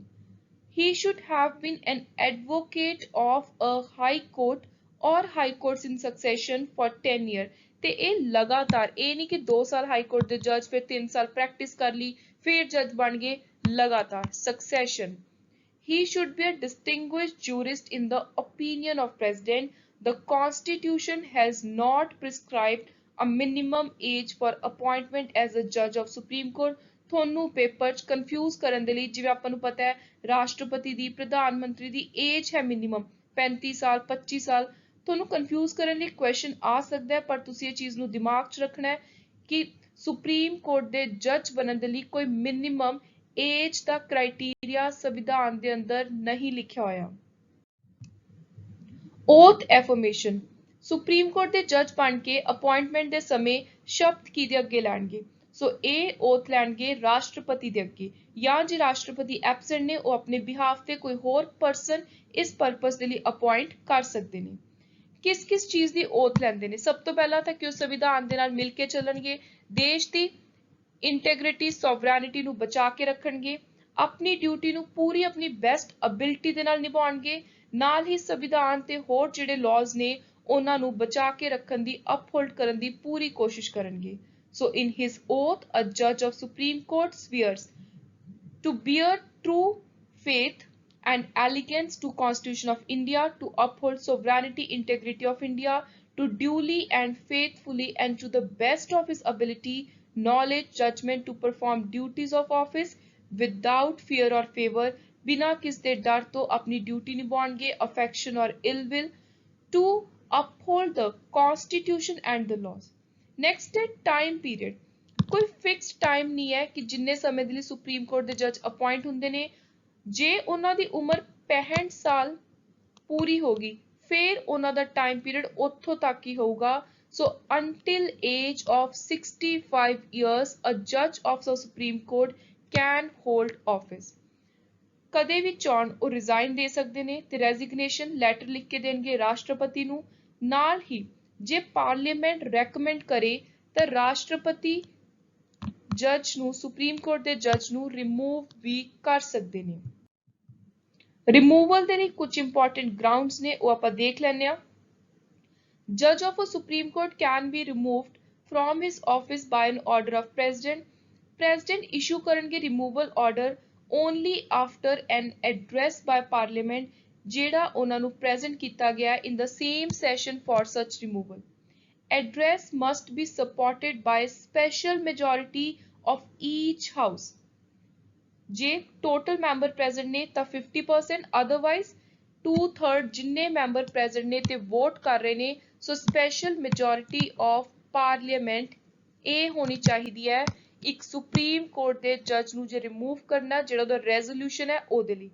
ਗਰਾਊਂਡ ਦੋ ਨੇ, ਦੋ ਗਰਾਊਂਡਸ ਦੇ ਆਧਾਰ ਉੱਤੇ ਤੁਸੀਂ ਇਹ ਪ੍ਰਪੋਜ਼ਲ ਰੱਖ ਸਕਦੇ ਹੋ, ਪ੍ਰਸਤਾਵ ਰੱਖ ਸਕਦੇ ਹੋ ਰਾਸ਼ਟਰਪਤੀ ਦੇ ਅੱਗੇ ਸੁਪਰੀਮ ਕੋਰਟ ਦੇ ਜੱਜ ਨੂੰ ਰਿਮੂਵ ਕਰਨ ਦਾ। ਇੱਕ ਹੈ ਮਿਸਬਿਹੇਵੀਅਰ, ਦੂਜਾ ਹੈ ਇਨਕੈਪੈਸਿਟੀ। ਇੱਕ ਹੋਰ ਹੈ ਜਜਿਸ ਇਨਕੁਆਇਰੀ ਐਕਟ 1968 ਦਾ ਜਿਹੜਾ ਇੰਪੀਚਮੈਂਟ ਪ੍ਰੋਸੈਸ ਦੀ ਗੱਲ ਕਰਦਾ ਫॉर द ਰਿਮੂਵਲ ਆਫ ਜੱਜ ਆਫ ਸੁਪਰੀਮ ਕੋਰਟ। ਅੱਜ ਤੱਕ ਕੋਈ ਵੀ ਸੁਪਰੀਮ ਕੋਰਟ ਦੇ ਜੱਜ ਇੰਪੀਚ ਨਹੀਂ ਹੋਏ। ਇਹ ਵੀ ਪੁਆਇੰਟ ਤੁਸੀਂ ਯਾਦ ਰੱਖਣਾ ਹੈ, ਤੁਹਾਨੂੰ ਪੇਪਰ 'ਚ ਅਗੇਨ ਕਨਫਿਊਜ਼ ਕਰਨ ਦੇ ਲਈ ਉਹ ਪੁੱਛ ਸਕਦੇ ਨੇ, ਬਹੁਤ ਸਾਰੇ ਨਾਮ ਹੋਣਗੇ ਆਪਸ਼ਨ ਦੇ ਵਿੱਚ, ਪਰ ਉੱਥੇ ਤੁਸੀਂ none of the above option ਟਿਕ ਕਰਨੀ ਹੈ ਕਿਉਂਕਿ ਉਰੇ ਸਾਫ਼-ਸਾਫ਼ ਲਿਖਤਾ no judge of the Supreme Court has been impeached so far। Impeachment ਦੇ ਮੋਸ਼ਨ ਪ੍ਰਸਤਾਵ ਦੋ ਜੱਜਿਸ ਦੇ ਲਈ ਰੱਖੇ ਗਏ ਨੇ ਪਰ ਉਹ ਪਾਰਲੀਮੈਂਟ ਦੇ ਵਿੱਚ ਪਾਸ ਨਹੀਂ ਹੋਏ ਤੇ ਉਹ ਜੱਜਿਸ ਦਾ ਨਾਮ ਹੈ ਜਸਟਿਸ ਵੀ ਰਾਮਾਸਵਾਮੀ ਤੇ ਜਸਟਿਸ ਦੀਪਕ ਮਿਸ਼ਰਾ। ਇਹ ਦੋ ਇੰਪੋਰਟੈਂਟ ਨਾਮ ਤੁਸੀਂ ਯਾਦ ਰੱਖਣੇ ਨੇ ਜਿਨ੍ਹਾਂ ਦੇ ਖਿਲਾਫ ਇੰਪੀਚਮੈਂਟ ਮੋਸ਼ਨ ਸਟਾਰਟ ਹੋਇਆ ਪਰ ਉਹ ਪੂਰਾ ਨਹੀਂ ਹੋ ਸਕਿਆ ਕਿਉਂਕਿ ਉਹਨੂੰ ਪਾਰਲੀਮੈਂਟ ਨੇ ਹੀ ਪਾਸ ਨਹੀਂ ਕੀਤਾ। Next is very important topic. ਇਹ ਟੌਪਿਕ ਤੁਸੀਂ ਧਿਆਨ ਨਾਲ ਸਮਝਣਾ ਹੈ ਕਿਉਂਕਿ ਮੈਂ ਟ੍ਰੈਂਡ ਦੇਖਿਆ ਪਿਛਲੇ 2 ਸਾਲਾਂ ਦੇ ਅੰਦਰ, ਚਾਹੇ PSSB ਹੈ PPSC ਹੈ, ਇਸ ਟੌਪਿਕ 'ਚੋਂ ਕੁਐਸਚਨ ਜ਼ਰੂਰ ਪੁੱਛ ਰਹੀ ਹੈ। So this is related to original jurisdiction. ਜਿਹੜੀ ਸੁਪਰੀਮ ਕੋਰਟ ਹੈ ਉਹਦੇ ਕੋਲ ਕੁਝ ਪਾਵਰਸ ਨੇ, ਜੂਰਿਸਡਿਕਸ਼ਨਸ ਨੇ। ਪਾਵਰ ਤਾਂ ਆਪਾਂ ਨੂੰ ਪਤਾ ਹੈ, ਜੂਰਿਸਡਿਕਸ਼ਨ ਦਾ ਮਤਲਬ ਹੁੰਦਾ ਹੈ ਕਿ ਸੁਪਰੀਮ ਕੋਰਟ ਦੀ ਪਹੁੰਚ ਕਿੱਥੇ ਤੱਕ ਹੈ, ਕਿਹੜੇ ਏਰੀਆਜ਼ ਨੇ, ਕਿਹੜੇ ਇੰਪੋਰਟੈਂਟ ਜਗ੍ਹਾ ਹੈ ਜਿੱਥੇ ਸੁਪਰੀਮ ਕੋਰਟ ਡਿਸੀਜਨ ਲੈ ਸਕਦੀ ਹੈ ਜਾਂ ਜਿੱਥੇ ਪਹਿਲ ਦੇ ਤੌਰ ਤੇ ਸੁਪਰੀਮ ਕੋਰਟ ਹੀ ਸੁਣਵਾਈ ਕਰੂ। ਉਹਦੇ ਸਭ ਤੋਂ ਪਹਿਲੀ ਜੂਰਿਸਡਿਕਸ਼ਨ ਹੈ, ਪਾਵਰ ਹੈ ਓਰੀਜਨਲ ਜੂਰਿਸਡਿਕਸ਼ਨ। ਕਿਸੇ ਵੀ ਦੋ ਸਟੇਟਸ ਦੇ ਵਿਚਕਾਰ ਕੋਈ ਇਸ਼ੂ ਹੁੰਦਾ ਤਾਂ ਉਹ ਸੁਪਰੀਮ ਕੋਰਟ ਕੋਲ ਸਿੱਧਾ ਕੇਸ ਫਾਈਲ ਕਰਨਗੇ, ਜਾਂ ਸੈਂਟਰ ਦੀ ਸਰਕਾਰ ਤੇ ਕਿਸੇ ਸਟੇਟ ਸਰਕਾਰ ਦਾ ਕੋਈ ਇਸ਼ੂ ਆ ਰਿਹਾ ਹੈ ਤਾਂ ਉਹ ਕੇਸ ਵੀ ਸੁਪਰੀਮ ਕੋਰਟ ਸੁਣੂਗੀ। So as a federal court, ਇੱਕ ਫੈਡਰਲ ਕੋਰਟ ਹੋਣ ਦੇ ਨਾਤੇ ਸਟੇਟਸ ਤੇ ਇਹ ਦੋ ਚੀਜ਼ਾਂ ਦੇ ਵਿੱਚ ਕੋਆਪਰੇਸ਼ਨ ਬਣੀ ਰਹੇ, ਇਸ ਚੀਜ਼ ਦੀ ਜ਼ਿੰਮੇਵਾਰੀ ਹੈ supreme court the. Supreme court decide dispute between different units of Indian federation. ਕੋਈ ਵੀ ਡਿਸਪਿਊਟ ਸੈਂਟਰ ਜਾਂ ਇੱਕ ਤੋਂ ਜ਼ਿਆਦਾ ਕਿਸੇ ਸਟੇਟ ਦੇ ਵਿੱਚ ਹੋ ਰਿਹਾ ਹੈ, ਸੋ ਇੱਕ ਸਾਈਡ ਤੇ ਹੈ ਪਾਰਟੀ ਸੈਂਟਰ, ਦੂਜੇ ਪਾਸੇ ਹੈ state. So centre versus state ਜੇ ਕੋਈ ਕੇਸ ਹੈ, ਜਾਂ centre and any state or states on one side, centre ਦੇ ਨਾਲ ਕੋਈ ਸਟੇਟ ਹੈ ਤੇ ਉਹਦੇ ਦੂਜੇ ਪਾਸੇ ਕੋਈ ਹੋਰ ਸਟੇਟ ਹੈ, ਜਾਂ ਫਿਰ ਕਿਸੇ ਦੋ ਸਟੇਟਸ ਦਾ ਆਪਸ ਦੇ ਵਿੱਚ ਕੋਈ ਡਿਸਪਿਊਟ ਹੈ। ਮੰਨ ਲਓ state of Haryana the dispute ਚੱਲ ਰਿਹਾ ਹੈ ਸਟੇਟ ਆਫ ਉੱਤਰਾਖੰਡ ਦੇ ਨਾਲ। ਸੋ ਇਹ ਜਿਹੜੇ ਕੇਸਿਸ ਨੇ ਇਹ ਸਾਰੇ ਦੇ ਸਾਰੇ ਸਿੱਧਾ ਪਹਿਲ ਦੇ ਤੌਰ ਤੇ ਸੁਪਰੀਮ ਕੋਰਟ ਕੋਲ ਜਾਣਗੇ ਇਨ ਦਾ ਅਬਵ ਫੈਡਰਲ ਡਿਸਪਿਊਟ। ਜਿਹੜੇ ਇਸ ਤਰੀਕੇ ਦੇ ਫੈਡਰਲ ਡਿਸਪਿਊਟ ਤੇ ਸੁਪਰੀਮ ਕੋਰਟ ਦੇ ਕੋਲ ਐਕਸਕਲੂਸਿਵ ਓਰੀਜਨਲ ਜੂਰਿਸਡਿਕਸ਼ਨ ਹੈ ਇਹੋ ਜਿਹੇ ਮੈਟਰ ਉੱਤੇ ਡਿਸੀਜਨ ਦੇਣ ਦੀ। ਫਰਦਰ ਜਿਹੜੀ ਜੂਰਿਸਡਿਕਸ਼ਨ ਹੈ ਕਿਹੜੀਆਂ ਚੀਜ਼ਾਂ ਉੱਤੇ ਐਕਸਟੈਂਡ ਨਹੀਂ ਹੁੰਦੀ, ਐਕਸੈਪਸ਼ਨਸ ਕੀ ਨੇ ਇਸ ਓਰੀਜਨਲ ਜੂਰਿਸਡਿਕਸ਼ਨ ਦੀ, ਇਹ ਵੀ ਪੇਪਰ ਦੇ ਲਈ ਇੰਪੋਰਟੈਂਟ ਹੈ। ਅ ਡਿਸਪਿਊਟ ਜਿਹੜਾ ਕਿਸੇ ਸੰਵਿਧਾਨ ਦੇ ਤਿਆਰ ਹੋਣ ਤੋਂ ਪਹਿਲਾਂ 1950 ਤੋਂ ਪਹਿਲਾਂ ਕੋਈ ਟ੍ਰੀਟੀ ਅਗਰੀਮੈਂਟ 'ਚ ਆ ਰਿਹਾ ਹੈ, ਉਹਦੇ ਉੱਤੇ ਓਰੀਜਨਲ ਜੂਰਿਸਡਿਕਸ਼ਨ ਸੁਪਰੀਮ ਕੋਰਟ ਦੀ ਨਹੀਂ ਹੈ। A dispute arising out of any pre constitution treaty agreement, covenant, engagement, sanad or other similar instrument. Dispute arising out of treaty agreement which specifically provide ਕੋਈ ਇਹੋ ਜਿਹਾ agreement ਹੋਇਆ ਹੋਵੇ ਜਿਹਦੇ specifically ਲਿਖਿਆ ਹੋਵੇ ਕਿ ਸੁਪਰੀਮ ਕੋਰਟ ਕੋਲ ਇਹ ਚੀਜ਼ ਜਾ ਸਕਦੀ। Interstate water dispute, matter referred to finance commission, adjustment of certain expenses pension between center and state, ordinary dispute of commercial nature, center ਤੇ state the, recovery of damages by a state against the center। ਫਿਰ ਹੈ writ jurisdiction। Supreme court ਦੇ ਕੋਲ ਇੱਕ important power ਹੈ ਕਿ ਉਹ writ issue ਕਰ ਸਕਦੀ ਹੈ ਜੇ ਕੋਈ ਇਨਸਾਨ, ਕੋਈ ਅਥਾਰਟੀ, ਪਬਲਿਕ ਅਥਾਰਟੀ, ਕੋਈ ਇੰਸਟੀਚਿਊਟ ਕਿਸੇ ਸਿਟੀਜ਼ਨ ਦਾ ਭਾਰਤ ਦੇ ਨਾਗਰਿਕ ਦਾ ਫੰਡਾਮੈਂਟਲ ਰਾਈਟ ਤੋੜ ਰਿਹਾ, ਇਨਫੋਰਸਮੈਂਟ ਨਹੀਂ ਉਹਦੀ ਕਰਵਾ ਰਿਹਾ, ਉਹਦੀ ਵਾਇਓਲੇਸ਼ਨ ਕਰ ਰਿਹਾ, ਤਾਂ ਉਸ ਵਾਇਓਲੇਸ਼ਨ ਨੂੰ ਰੋਕਣ ਦੇ ਲਈ, ਉਸ ਫੰਡਾਮੈਂਟਲ ਰਾਈਟ ਨੂੰ ਬਰਕਰਾਰ ਰੱਖਣ ਦੇ ਲਈ, ਉਹਦੀ ਇਨਫੋਰਸਮੈਂਟ ਦੇ ਲਈ ਸੁਪਰੀਮ ਕੋਰਟ ਰਿਟ ਇਸ਼ੂ ਕਰਕੇ ਜਵਾਬ ਮੰਗ ਸਕਦੀ ਹੈ। ਤੇ ਇਹ 5 ਤਰ੍ਹਾਂ ਦੀ ਰਿਟਸ ਨੇ ਜਿਹੜੇ ਆਪਾਂ ਅੱਗੇ ਡਿਟੇਲ 'ਚ ਦੇਖਾਂਗੇ, ਤੇ ਇਹਨਾਂ ਦੇ ਉਰੇ ਤੁਸੀਂ ਨਾਮ ਦੇਖ ਲਓ, ਹੇਬੀਅਸ ਕਾਰਪਸ, ਮੈਂਡੇਮਸ, ਪ੍ਰੋਹਿਬਿਸ਼ਨ, ਕੁਓ ਵਾਰੰਟੋ, ਸਰਸ਼ਿਓਰੀ। ਜਿਹੜੀਆਂ ਇਹ ਸਾਰੀਆਂ ਰਿਟਸ ਨੇ, ਇਹਨਾਂ ਦਾ ਐਜ਼ ਇਟ ਇਜ਼ ਪੇਪਰ ਦੇ ਲਈ ਤੁਸੀਂ ਮੀਨਿੰਗ ਤਿਆਰ ਕਰਕੇ ਜਾਣਾ। ਡਾਇਰੈਕਟਲੀ ਇਹਦੇ ਚੋਂ ਇੱਕ ਕੁਐਸਚਨ ਆਉਂਦਾ, ਤੁਹਾਨੂੰ ਤੇ ਮੈਚ ਦੀ ਫੋਲੋਇੰਗ ਬਣ ਕੇ ਆ ਸਕਦਾ ਹੈ, ਕਰੈਕਟ, ਇਨਕਰੈਕਟ। ਸੋ ਤੁਸੀਂ ਧਿਆਨ ਦੇ ਨਾਲ ਇਹ ਰਿਟਸ ਡੈਫੀਨੇਟਲੀ 100% ਕਰਕੇ ਜਾਣੀਆਂ ਨੇ।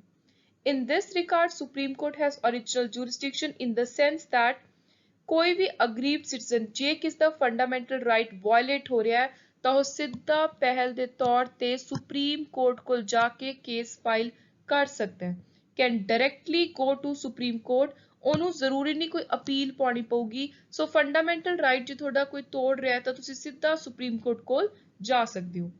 However writ jurisdiction supreme court ਦੀ ਐਕਸਕਲੂਸਿਵ ਨਹੀਂ ਹੈ। ਹਾਈ ਕੋਰਟ ਕੋਲ ਜਿਹੜੀ ਰਿਟ ਜੂਰਿਸਡਿਕਸ਼ਨ ਹੈ ਉਹ ਵੀ ਇਨਫੋਰਸਮੈਂਟ ਆਫ ਫੰਡਾਮੈਂਟਲ ਰਾਈਟਸ ਦੇ ਲਈ ਹੈ। ਸੋ ਜਿਹੜੀ ਸੁਪਰੀਮ ਕੋਰਟ ਹੈ, ਜਿਵੇਂ ਆਪਾਂ ਨੇ ਪਿੱਛੇ ਫੈਡਰਲ ਜਿਹੜੇ ਡਿਸਪਿਊਟ ਨੇ ਕਿਸੇ ਸਟੇਟ ਸੈਂਟਰ ਦੇ ਵਿਚਕਾਰ, ਉਹਦੇ 'ਚ ਪੜਿਆ ਸੀ ਕਿ ਉਹ ਜੂਰਿਸਡਿਕਸ਼ਨ ਹੈ ਐਕਸਕਲੂਸਿਵ ਓਰੀਜਨਲ ਜੂਰਿਸਡਿਕਸ਼ਨ। ਮਤਲਬ ਉੱਥੇ ਸਿਰਫ ਸੁਪਰੀਮ ਕੋਰਟ ਕੋਲ ਹੀ ਰਾਈਟ ਹੈ ਕਿ ਉਹੀ ਡਿਸੀਜਨ ਦੇ ਸਕਦੀ ਹੈ ਜੇ ਕਿਸੇ ਦੋ ਸਟੇਟਸ ਦੀ ਲੜਾਈ ਹੋਗੀ, ਸੈਂਟਰ ਦੀ ਸਟੇਟ ਨਾਲ ਲੜਾਈ ਹੋਗੀ। ਪਰ ਜੇ ਕਿਸੇ ਦਾ ਫੰਡਾਮੈਂਟਲ ਰਾਈਟ ਵਾਇਲੇਟ ਹੋ ਰਿਹਾ ਹੈ ਤਾਂ ਉਹਦਾ ਅਧਿਕਾਰ ਰਿਟ ਇਸ਼ੂ ਕਰਨ ਦਾ ਇੱਕ ਹੋਰ ਕੋਰਟ ਕੋਲ ਵੀ ਹੈ, ਜਿਹਦਾ ਨਾਮ ਹੈ ਹਾਈ ਕੋਰਟ। ਸੋ ਦੋ ਕੋਰਟਸ ਨੇ ਭਾਰਤ ਦੀਆਂ ਜਿਨ੍ਹਾਂ ਕੋਲ ਰਿਟ ਜੂਰਿਸਡਿਕਸ਼ਨ ਹੈ, one is Supreme Court, another is High Court. Next is Appellate Jurisdiction. Supreme Court appeal ਸੁਣ ਸਕਦੀ ਹੈ, ਕੋਈ ਵੀ ਲੋਅਰ ਕੋਰਟ ਦੀ ਜਜਮੈਂਟ ਦੇ ਅਗੇਂਸਟ ਜੇ ਕੋਈ ਅਪੀਲ ਆ ਰਹੀ ਹੈ ਉਹਨੂੰ ਸੁਪਰੀਮ ਕੋਰਟ ਸੁਣੂਗੀ। It enjoys a wide appellate jurisdiction, ਚਾਹੇ ਕੋਈ constitutional matter ਹੈ, civil matter ਹੈ, criminal matter ਹੈ ਜਾਂ special leave ਪਾਈ ਅਪੀਲ ਦੇ ਲਈ, ਇਹ ਚਾਰਾਂ ਕੇਸਿਸ ਦੇ ਵਿੱਚ supreme court appellate jurisdiction enjoy ਕਰਦੀ ਹੈ। ਨੈਕਸਟ ਹੁਣ ਆ ਗਿਆ ਸਭ ਤੋਂ ਇੰਪੋਰਟੈਂਟ ਟੌਪਿਕ। ਹੁਣ ਇਹਨਾਂ ਰਿਟਸ ਤੇ ਆਪਾਂ ਉਰੇ ਮੀਨਿੰਗ ਦੇਖਾਂਗੇ। ਪਹਿਲੀ ਹੈ ਹੇਬੀਅਸ ਕਾਰਪਸ। ਇਹਦਾ ਮਤਲਬ ਹੈ ਵਰਡ ਦਾ you may have the body, mandamus we command, certiorari to be certified, prohibition ਦਾ ਆਪਾਂ ਨੂੰ ਮਤਲਬ ਪਤਾ ਹੈ ਰੋਕਣਾ, quo warranto what is your authority। ਹੁਣ ਇਹਦਾ ਪਰਪਸ ਕੀ ਹੈ, ਇਹ ਆਪਾਂ ਰਿਟ ਇਸ਼ੂ ਕਿਉਂ ਕਰਦੇ ਹਾਂ। ਹੇਬੀਅਸ ਕਾਰਪਸ ਕਰਦੇ ਹਾਂ ਜਦੋਂ ਕੋਈ ਗਲਤ ਤਰੀਕੇ ਦੇ ਨਾਲ ਕਿਸੇ ਨੂੰ ਡਿਟੇਨ ਕਰ ਲਵੇ, ਫੜ ਲੈ, ਕਿਸ ਦੀ ਕਨਵਿਕਸ਼ਨ ਗਲਤ ਤਰੀਕੇ ਨਾਲ ਹੋ ਰਹੀ ਹੈ, ਚਾਹੇ ਜੇਲ੍ਹ ਦੇ ਅੰਦਰ ਜਾਂ ਕੋਈ ਪ੍ਰਾਈਵੇਟ ਕਸਟਡੀ ਦੇ ਅੰਦਰ, to release a person who has been detained unlawfully whether in person or in private custody। ਜਿਵੇਂ ਮੰਨ ਲਓ ਕਿਸੇ ਉੱਤੇ FIR ਦਰਜ ਹੋ ਗਈ, ਉਹਨੂੰ ਤੁਸੀਂ ਅਰੈਸਟ ਕਰ ਲਿਆ, ਮੈਜਿਸਟ੍ਰੇਟ ਅੱਗੇ ਪੇਸ਼ ਨਹੀਂ ਕੀਤਾ, ਸੋ ਉਸ ਟਾਈਪ ਦੇ ਕੇਸਿਸ ਵਿੱਚ ਆਪਾਂ ਹੇਬੀਅਸ ਕਾਰਪਸ ਰਿਟ ਇਸ਼ੂ ਕਰ ਸਕਦੇ ਹਾਂ। ਨੈਕਸਟ ਹੈ ਮੈਂਡੇਮਸ, to secure the performance of public duties by lower court, tribunal, public authority। ਜੇ ਕੋਈ ਲੋਅਰ ਕੋਰਟ ਸਹੀ ਤਰੀਕੇ ਨਾਲ ਕੰਮ ਨਹੀਂ ਕਰ ਰਹੀ ਤਾਂ ਉੱਥੇ ਉੱਪਰ ਵਾਲੀ ਕੋਰਟ ਕਮਾਂਡ ਦੇ ਸਕਦੀ ਹੈ, ਆਰਡਰ ਦੇ ਸਕਦੀ ਹੈ ਕਿ ਤੁਸੀਂ ਆਪਣੀ ਪਬਲਿਕ ਡਿਊਟੀ ਨੂੰ ਸਹੀ ਤਰੀਕੇ ਨਾਲ ਪਰਫਾਰਮ ਕਰੋ। ਜਾਂ ਫਿਰ ਟੂ ਬੀ ਸਰਟੀਫਾਈਡ ਸਰਸ਼ਰੀ ਹੈ ਕਿ ਕੋਈ ਉੱਪਰ ਵਾਲੀ ਕੋਰਟ ਜੇ ਇਨਫੀਰੀਅਰ ਕੋਰਟ ਨੇ ਕੋਈ ਗਲਤ ਡਿਸੀਜਨ ਦੇਤਾ, ਆਰਡਰ ਗਲਤ ਦੇਤਾ ਤੇ ਉਹਨੂੰ ਸਹੀ ਨਹੀਂ ਲੱਗ ਰਿਹਾ, ਉਹਨੂੰ ਕੁਆਸ਼ ਕਰ ਸਕਦੇ ਨੇ, ਰੱਦ ਕਰ ਸਕਦੇ ਨੇ। ਪ੍ਰੋਹਿਬਿਸ਼ਨ ਦਾ ਮਤਲਬ ਹੈ ਕੋਈ ਜਿਹੜੀ ਸੁਪੀਰੀਅਰ ਕੋਰਟ ਹੈ ਉਹਨੂੰ ਲੱਗ ਰਿਹਾ, ਜਿਵੇਂ ਹਾਈ ਕੋਰਟ ਸੁਪਰੀਮ ਕੋਰਟ ਨੂੰ ਲੱਗ ਰਿਹਾ ਕਿ ਡਿਸਟ੍ਰਿਕਟ ਕੋਰਟ ਦੇ ਕੋਲ ਕੋਈ ਇਹੋ ਜਿਹਾ ਕੇਸ ਹੈ ਜਿਹਨੂੰ ਹੈਂਡਲ ਕਰਨ ਦੀ ਉਹਦੇ ਕੋਲ ਜੂਰਿਸਡਿਕਸ਼ਨ ਨਹੀਂ ਹੈ, ਉਹ ਉਹਦੇ ਅੰਡਰ ਨਹੀਂ ਆਉਂਦਾ, ਤਾਂ ਉੱਥੇ ਰੋਕ ਲਗਾ ਸਕਦੀ ਹੈ ਸੁਪੀਰੀਅਰ ਕੋਰਟ ਇਨਫੀਰੀਅਰ ਕੋਰਟ ਉੱਤੇ ਕਿ ਉਹ ਅੱਗੇ ਦੀ ਪ੍ਰੋਸੀਡਿੰਗ ਨਾ ਚਲਾਵੇ। To prohibit an inferior court from continuing the proceeding in a particular case where it has no jurisdiction to try। Last ਹੈ ਕਿਸੇ ਤੋਂ ਤੁਸੀਂ ਇਹ ਪੁੱਛ ਰਹੇ ਹੋ ਪਬਲਿਕ ਆਫਿਸ ਦੇ ਵਿੱਚ ਕਿ ਤੇਰੇ ਕੋਲ ਕੀ ਅਥਾਰਟੀ ਹੈ। ਮੰਨ ਲਓ ਕੋਈ ਬੰਦਾ ਬਿਨਾਂ ਕਿਸੇ ਅਥਾਰਟੀ ਤੋਂ ਕੋਈ ਆਫਿਸ ਸੰਭਾਲ ਰਿਹਾ ਗਲਤ ਤਰੀਕੇ ਦੇ ਨਾਲ ਤੇ ਉਹ ਉਸ ਆਫਿਸ ਦੇ ਲਈ ਐਂਟਾਈਟਲ ਨਹੀਂ ਹੈ। To restrain a person from holding a public office which he is not entitled, ਉਹਦੇ ਲਈ ਹੈ quo warranto। Next is very important, ਇਹ ਆਪਾਂ ਨੇ यूनियन एग्जीक्यूटिव के अंदर भी जो तुहानू याद होवे पढ़िया सी कि राष्ट्रपति जे चाहण सुप्रीम कोर्ट दी एडवाइस लै सकदे ने किसी भी इंपॉर्टेंट मैटर उत्ते आर्टिकल 143 इसे चीज दी गल करदा सो सुप्रीम कोर्ट दे कोल एडवाइजरी जुरिस्डिक्शन भी है constitution under article 143 authorise the president to seek the opinion of supreme court दो केस विच एक तां जे कोई पब्लिक इंपॉर्टेंस दा केस है दूजा जे कोई डिस्प्यूट प्री कॉन्स्टिट्यूशन संविधान तो पहला वाली किसी ट्रीटी अग्रीमेंट चों निकल रहा है ਤਾਂ ਇਹ ਦੋ ਕੇਸਿਸ ਦੇ ਵਿੱਚ ਜੇ ਰਾਸ਼ਟਰਪਤੀ ਚਾਹਣ ਸੁਪਰੀਮ ਕੋਰਟ ਦਾ ਓਪੀਨੀਅਨ ਐਡਵਾਈਸ ਲੈ ਸਕਦੇ ਨੇ on any question of law or fact of public importance which has arisen or which is likely to arise on any dispute arising out of any pre-constitutional treaty agreement covenant engagement sanad other similar instrument next है court of record supreme court ਦੇ ਕੋਲ power ਹੈ ਕਿ ਇੱਕ ਤਾਂ ਉਹਦੇ ਜਿਹੜੇ decision ਨੇ ਜਜਮੈਂਟਸ ਨੇ ਉਹ ਕੁਝ ਵੀ ਪਾਸ ਕਰ ਰਹੇ ਨੇ ਉਹ ਹਮੇਸ਼ਾ ਦੇ ਲਈ ਰਿਕਾਰਡ ਦੇ ਤੌਰ ਤੇ ਰਹਿ ਜਾਂਦੇ ਆ ਬਾਕੀ ਕੋਰਟਸ ਇਹਨੂੰ ਫੋਲੋ ਕਰਕੇ ਜਜਮੈਂਟ ਨੂੰ ਉਹਦੀ ਐਗਜ਼ਾਮਪਲ ਦੇ ਕੇ ਆਪਣੇ ਡਿਸੀਜਨ ਦੇ ਸਕਦੇ ਨੇ ਤੇ ਜਿਹੜੇ ਸੁਪਰੀਮ ਕੋਰਟ ਦੇ ਰਿਕਾਰਡਸ ਨੇ ਇਹਨਾਂ ਦੀ ਐਵੀਡੈਂਸ਼ਰੀ ਵੈਲਿਊ ਹੈ ਇਹਨਾਂ ਨੂੰ ਕੋਈ ਵੀ ਕੋਰਟ ਕੁਐਸਚਨ ਨਹੀਂ ਕਰ ਸਕਦੀ ਹਾਈ ਕੋਰਟ ਕੁਐਸਚਨ ਨਹੀਂ ਕਰ ਸਕਦੀ ਸੁਪਰੀਮ ਕੋਰਟ ਦੇ ਡਿਸੀਜਨ ਨੂੰ ਇੱਕ ਤਰ੍ਹਾਂ ਰਿਕਾਰਡ ਕਾਇਮ ਹੋ ਜਾਂਦਾ ਹੈ ਕੋਰਟ ਦਾ ਰਿਕਾਰਡ ਬਣ ਜਾਂਦਾ ਹੈ ਐਵੀਡੈਂਸ਼ਰੀ ਵੈਲਿਊ ਹੈ ਪੂਰੀ ਦੀ ਪੂਰੀ ਕਿ ਇਹਨੂੰ ਕੋਈ ਹਿਲਾ ਨਹੀਂ ਸਕਦਾ judgement proceeding act of supreme court are recorded for perpetual memory and testimony ਇੱਕ ਵਾਰੀ ਜਜਮੈਂਟ ਦੇਤੀ ਉਹ ਅੱਗੇ ਹਮੇਸ਼ਾ ਦੇ ਲਈ ਜਜਮੈਂਟ ਉਸੇ ਤਰ੍ਹਾਂ ਰਹਿ ਜੂਗੀ these records are admitted to be of evidentiary value proper and record ਕਰਕੇ ਰੱਖਿਆ ਜਾਂਦਾ ਕਿਸੇ ਵੀ ਕੋਰਟ ਵਿੱਚ ਪ੍ਰੋਡਿਊਸ ਕਰਕੇ ਜਜਮੈਂਟ ਨੂੰ ਕੁਐਸਚਨ ਨਹੀਂ ਕਰ ਸਕਦੀ ਲੀਗਲ ਪ੍ਰੈਜ਼ੀਡੈਂਟ ਲੀਗਲ ਰੈਫਰੈਂਸ ਦੇ ਤੌਰ ਤੇ ਕੰਮ ਲੈਂਦੀਆਂ ਨੇ ਬਾਕੀ courts it has power to punish for contempt of court ਜੇ ਕੋਈ ਕੋਰਟ ਦਾ ਇੰਪੋਰਟੈਂਟ ਕੋਈ ਰੂਲ ਤੋੜ ਰਿਹਾ ਹੈ ਤਾਂ ਕੰਟੈਂਪਟ ਆਫ ਕੋਰਟ ਦੇ ਲਈ ਸੁਪਰੀਮ ਕੋਰਟ ਪਨਿਸ਼ ਵੀ ਕਰ ਸਕਦੀ ਹੈ ਚਾਹੇ ਸਿੰਪਲ ਇੰਪ੍ਰਿਜ਼ਨਮੈਂਟ ਦੇ ਨਾਲ 6 ਮਹੀਨੇ ਤੱਕ ਜਾਂ ਫਿਰ 2000 ਤੱਕ ਦਾ ਫਾਈਨ ਲਗਾ ਸਕਦੀ ਹੈ ਜਾਂ ਦੋਨੋਂ ਚੀਜ਼ਾਂ ਇੰਪ੍ਰਿਜ਼ਨਮੈਂਟ ਵੀ ਫਾਈਨ ਵੀ ਆਰਟੀਕਲ 214 ਤੋਂ 231 ਦੇ ਅੰਦਰ ਹਾਈ ਕੋਰਟਸ ਦੀ ਗੱਲ ਹੁੰਦੀ ਹੈ ਸੋ ਆਪਾਂ ਨੇ ਸੁਪਰੀਮ ਕੋਰਟ ਦੇਖ ਲਿਆ ਹੁਣ ਆਪਾਂ ਸਟਾਰਟ ਕਰਾਂਗੇ ਹਾਈ ਕੋਰਟਸ ਦੇ ਨਾਲ ਇਹ ਇੰਪੋਰਟੈਂਟ ਆਰਟੀਕਲਸ ਨੇ ਜੋ ਤੁਸੀਂ ਦਿਮਾਗ 'ਚ ਰੱਖਣੇ ਨੇ ਹਾਈ ਕੋਰਟਸ ਦੀ ਆਰਗੇਨਾਈਜੇਸ਼ਨ ਕਿਵੇਂ ਹੁੰਦੀ ਹੈ ਉਹਨਾਂ ਦੀ ਪਾਵਰਸ ਕੀ ਨੇ ਸੋ ਇਹ ਆਪਾਂ ਦੇਖਾਂਗੇ ਇਸ ਟੌਪਿਕ ਦੇ ਅੰਦਰ at present the following jurisdictions are enjoyed by article jurisdiction ਦੀ ਆਪਾਂ ਡੀਟੇਲ ਪਹਿਲਾਂ ਦੇਖ ਚੁੱਕੇ ਆ ਮਤਲਬ ਸੇਮ ਹੈ ਬਸ ਤੁਸੀਂ ਇਹ ਦੇਖ ਲਓ ਕਿ ਹਾਈ ਕੋਰਟ ਦੇ ਕੋਲ ਕਿਹੜੀਆਂ ਪਾਵਰਸ ਦੀ ਕਿਹੜੀਆਂ jurisdiction ਨੇ ਸੋ ਨੰਬਰ 1 ਹੈ originally ਸਿੱਧਾ ਕੇਸ ਹਾਈ ਕੋਰਟ ਕੋਲ ਆ ਸਕਦਾ ਹੈ writ jurisdiction fundamental rights violet ਹੋ ਗਏ ਸੁਪਰੀਮ ਕੋਰਟ ਕੋਲ ਤੁਸੀਂ ਰਿਟ ਪਾਉਨੇ ਹੋ ਆਰਟੀਕਲ 32 ਦੇ ਅੰਦਰ ਉਰੇ ਰਿਟ ਪਾ ਸਕਦੇ ਹੋ 226 ਦੇ ਅੰਦਰ ਹਾਈ ਕੋਰਟ ਦੇ ਵਿੱਚ ਜੇ ਰਿਟ ਪਾਉਣੀ ਹੈ ਕਿਉਂਕਿ ਹਾਈ ਕੋਰਟ ਕੋਲ ਵੀ ਰਿਟ jurisdiction ਹੈ ਐਪੀਲੇਟ jurisdiction ਹਾਈ ਕੋਰਟ ਦੇ ਡਿਸੀਜਨ ਤੋਂ ਕੋਈ ਸੈਟੀਸਫਾਈ ਨਹੀਂ ਹੋਇਆ ਆਪਾਂ ਜਾਂਦੇ ਹਾਂ ਸੁਪਰੀਮ ਕੋਰਟ ਕੋਲ ਜੇ ਕੋਈ ਡਿਸਟ੍ਰਿਕਟ ਲੈਵਲ ਦੀ ਉਸ ਤੋਂ ਨੀਚੇ ਵਾਲੇ ਜਿਹੜੇ ਲੈਵਲਸ ਨੇ ਉੱਥੇ ਡਿਸਟ੍ਰਿਕਟ ਕੋਈ ਸੈਸ਼ਨ ਜੱਜ ਦਾ ਡਿਸੀਜਨ ਹੈ ਉੱਥੋਂ ਤੁਸੀਂ ਸੈਟੀਸਫਾਈ ਨਹੀਂ ਫਿਰ ਤੁਸੀਂ ਹਾਈ ਕੋਰਟ ਕੋਲ ਅਪੀਲ ਪਾਓਗੇ ਹਾਈ ਕੋਰਟ ਕੋਲ ਐਪੀਲੇਟ jurisdiction ਹੈ ਸੁਪਰਵਾਈਜ਼ਰੀ ਆਪਣੇ ਤੋਂ ਨੀਚੇ ਵਾਲੀਆਂ ਜਿੰਨੀਆਂ ਕੋਰਟਸ ਨੇ ਸਬਆਰਡੀਨੇਟ ਕੋਰਟਸ ਜੋ ਆਪਾਂ ਅੱਗੇ ਪੜਾਂਗੇ ਸਾਰਿਆਂ ਉੱਤੇ ਸੁਪਰਵੀਜ਼ਨ ਕੰਟਰੋਲ ਕਰਦੀ ਹੈ ਹਾਈ ਕੋਰਟ ਸੋ ਇਹ ਅਗਲਾ ਪੁਆਇੰਟ ਵੀ ਸੇਮ ਹੀ ਹੈ control over subordinate courts court of ਰੈਕਡ high court ਨੇ ਜੋ ਡਿਸੀਜਨ ਦੇਤੇ ਜੋ ਜਜਮੈਂਟ ਪਾਸ ਕਰਤੀ ਨੀਚੇ ਵਾਲੀਆਂ ਕੋਰਟਸ ਉਹਨੂੰ ਐਜ਼ ਪ੍ਰੈਸੀਡੈਂਟ ਐਜ਼ ਐਗਜ਼ਾਮਪਲ ਬਾਕੀ ਆਪਣੇ ਜਜਮੈਂਟਸ ਦੇ ਵਿੱਚ ਫੋਲੋ ਕਰਨਗੇ ਪਾਵਰ ਆਫ ਜੁਡੀਸ਼ੀਅਲ ਰਿਵਿਊ ਸੋ ਜੋ ਆਪਾਂ ਪਿੱਛੇ ਪੜ੍ਹੀ ਹੈ ਸੇਮ ਸੁਪਰੀਮ ਕੋਰਟ ਵਾਲੀ ਪਰ ਉਰੇ ਅਲੱਗ-ਅਲੱਗ ਏਰੀਆਜ਼ ਨੇ ਸੋ ਇਹ ਨੇ ਇੰਪੋਰਟੈਂਟ 6-7 jurisdiction ਜੋ ਇੱਕ ਹਾਈ ਕੋਰਟ ਇੰਜੋਏ ਕਰਦੀ ਹੈ ਹੁਣ ਆਪਾਂ ਕਨਸਟੀਟਿਊਸ਼ਨ ਪ੍ਰੋਵੀਜ਼ਨਸ ਦੇਖ ਲੈਣੇ ਆ ਜੋ ਐਗਜ਼ਾਮ ਲਈ ਇੰਪੋਰਟੈਂਟ ਨੇ ਸਭ ਤੋਂ ਪਹਿਲਾਂ ਤਾਂ ਹਾਈ ਕੋਰਟ ਦੀ ਗੱਲ ਕਿੱਥੇ ਹੁੰਦੀ ਹੈ 214 ਆਰਟੀਕਲ ਕਹਿ ਰਿਹਾ ਹੈ there shall be a high court in each state ਹਰ ਸਟੇਟ ਦੇ ਅੰਦਰ ਹਾਈ ਕੋਰਟ ਹੋਗੀ ਆਰਟੀਕਲ 231 ਕਹਿ ਰਿਹਾ ਹੈ ਕਿ ਜੇ ਪਾਰਲੀਮੈਂਟ ਚਾਹੇ ਤਾਂ ਦੋ ਤੋਂ ਜ਼ਿਆਦਾ ਸਟੇਟਸ ਜਾਂ ਦੋ ਸਟੇਟਸ ਇੱਕ ਯੂਟੀ ਦੀ ਮਿਲਾ ਕੇ ਇੱਕ ਕਾਮਨ ਹਾਈ ਕੋਰਟ ਵੀ ਇਸਟੈਬਲਿਸ਼ ਕਰ ਸਕਦੇ ਆ ਜਿਵੇਂ Punjab and Haryana high court ਹੈ ਪੰਜਾਬ ਹਰਿਆਣਾ ਇਹ ਦੋ ਸਟੇਟਸ ਦੇ ਨਾਲ ਚੰਡੀਗੜ੍ਹ ਯੂਟੀ ਤਿੰਨਾਂ ਦੀ ਇੱਕ ਕਾਮਨ ਹਾਈ ਕੋਰਟ ਹੈ ਸੁਪਰੀਮ ਕੋਰਟ ਤੇ ਹਾਈ ਕੋਰਟ ਦਾ ਡਿਫਰੈਂਸ ਕੀ ਹੈ? ਇਹ ਇੰਪੋਰਟੈਂਟ ਚੀਜ਼ ਆਪਾਂ ਨੇ ਦੇਖਣੀ ਹੈ ਤੇ ਇਹ ਡਿਫਰੈਂਸ ਹੈ with respect to writ jurisdiction, ਕਿਉਂਕਿ ਇਹਦੇ ਉੱਪਰ ਸਟੇਟਮੈਂਟ ਬੇਸਡ ਕੁਐਸਚਨ ਬਹੁਤ ਵਾਰੀ ਆਉਂਦੇ ਨੇ। ਜੇ ਕੋਈ ਸਟੂਡੈਂਟ ਕੋਆਪਰੇਟਿਵ ਇੰਸਪੈਕਟਰ ਦੀ ਤਿਆਰੀ ਕਰ ਰਿਹਾ ਹੈ ਤਾਂ ਉਹ ਇਸ ਟਾਈਪ ਦੇ ਸਟੇਟਮੈਂਟ ਬੇਸਡ ਕੁਐਸਚਨ ਲਈ ਤਿਆਰ ਰਹਿਣ, ਕਿਉਂਕਿ ਪੀਪੀਐਸਸੀ ਦਾ ਟ੍ਰੈਂਡ ਹੈ ਕਿ ਉਹ ਸਟੇਟਮੈਂਟ ਬੇਸਡ ਕੁਐਸਚਨ ਪਾਉਂਦੇ ਹੀ ਪਾਉਂਦੇ ਨੇ। Difference between writ jurisdiction of Supreme Court, High Court.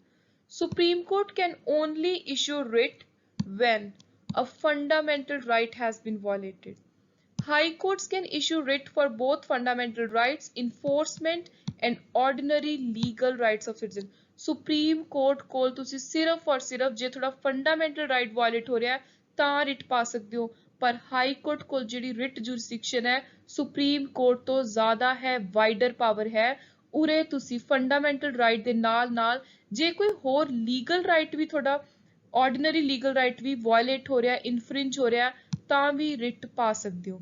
ਸੋ ਇਹਦੇ ਤੋਂ ਪਤਾ ਚੱਲਦਾ ਕਿ ਹਾਈ ਕੋਰਟ ਵਾਲੀ ਰਿਟ ਜੁਰਿਸਡਿਕਸ਼ਨ ਸੁਪਰੀਮ ਕੋਰਟ ਤੋਂ ਜ਼ਿਆਦਾ ਹੈ ਤੇ ਇਹ ਇੱਕ ਇੰਪੋਰਟੈਂਟ ਏਰੀਆ ਹੈ ਜਿੱਥੇ ਹਾਈ ਕੋਰਟ ਸੁਪਰੀਮ ਕੋਰਟ ਤੋਂ ਵਾਈਡਰ ਪਾਵਰ ਇੰਜੋਏ ਕਰਦੀ ਹੈ। ਆਰਟੀਕਲ 32 ਦੇ ਅੰਦਰ ਤੁਸੀਂ ਸੁਪਰੀਮ ਕੋਰਟ 'ਚ ਰਿਟ ਇਸ਼ੂ ਕਰ ਸਕਦੇ ਹੋ, ਆਰਟੀਕਲ 226 ਦੇ ਅੰਦਰ ਤੁਸੀਂ ਹਾਈ ਕੋਰਟ ਕੋਲ ਕਰ ਸਕਦੇ ਹੋ। ਇੱਕ ਹੋਰ ਇੰਪੋਰਟੈਂਟ ਚੀਜ਼ ਹੈ, ਜੇ ਸੁਪਰੀਮ ਕੋਰਟ ਕੋਲ ਕੋਈ ਚਲਾ ਗਿਆ ਰਿਟ ਲੈ ਕੇ ਤਾਂ ਉਹਨੂੰ ਉਸ ਚੀਜ਼ ਦੀ ਸੁਣਵਾਈ ਕਰਨੀ ਹੀ ਕਰਨੀ ਪਊਗੀ, ਪਰ ਹਾਈ ਕੋਰਟ ਕੋਲ ਮਰਜ਼ੀ ਹੈ, ਡਿਸਕ੍ਰੀਸ਼ਨ ਹੈ ਕਿ ਉਹ ਆਪਣੀ ਰਿਟ ਜੁਰਿਸਡਿਕਸ਼ਨ ਫॉलो करना चाहती है या फिर नहीं। High courts may or may not use their writ jurisdiction to offer relief to aggrieved person। ਇਹ ਵੀ important चीज जो तुसी याद रखनी है। उरे पावर होगी मैंडेटरी कंपल्सरी, उरे होगी discretionary. Supreme courts territorial authority encompass the entire country, पूरे देश उत्ते अथॉरिटी है, पर हाई कोर्ट दी टेरिटोरियल लिमिटेड है जुरिस्डिक्शन, मतलब कि हाई कोर्ट ਜਿਹੜੀਆਂ स्टेट्स ਨੂੰ रिप्रेजेंट कर रही है सिर्फ ਉਹ स्टेट्स ਦੇ ਨਾਲ रिलेटेड जो फंडामेंटल राइट इनफ्रिंज हो रहे ने ਉਹਨਾਂ ਉੱਤੇ ਹੀ ਇਹਦਾ ਅਧਿਕਾਰ ਹੈ। Next is very important appointment of जजेस। हाई कोर्ट होगी, सबऑर्डिनेट कोर्ट्स होगी, ਇਹਨਾਂ ਦੇ ਵਿੱਚ ਆਪਾਂ ਨੇ ਮੇਨਲੀ ਇਹੀ ਦੇਖਣੀਆਂ ਨੇ ਜੱਜਿਸ ਦੀ ਕੁਆਲੀਫਿਕੇਸ਼ਨ ਕੀ ਹੈ, ਅਪਾਇੰਟਮੈਂਟ ਕੀ ਹੈ, ਕਿਹੜੇ ਆਰਟੀਕਲ 'ਚ ਇਹ ਕੋਰਸ ਦੀ ਗੱਲ ਹੋ ਰਹੀ ਹੈ। ਅਪਾਇੰਟਮੈਂਟ ਆਫ ਜੱਜਿਸ ਆਰਟੀਕਲ 217 ਇਹਦੇ 'ਚ ਪ੍ਰੋਸੀਜਰ ਦੱਸਿਆ ਹੋਇਆ ਕਿ ਇੱਕ ਹਾਈ ਕੋਰਟ ਦੇ ਜੱਜ ਰਾਸ਼ਟਰਪਤੀ ਦੇ ਦੁਆਰਾ ਕਿਵੇਂ ਨਿਯੁਕਤ ਕੀਤੇ ਜਾਣਗੇ। ਹਾਈ ਕੋਰਟ ਦੇ ਜੱਜ ਨੂੰ ਅਪਾਇੰਟ ਕਰਨ ਦੇ ਲਈ ਪ੍ਰੈਜ਼ੀਡੈਂਟ ਇਕੱਲੇ ਰਿਸਪੌਂਸਿਬਲ ਹੈ।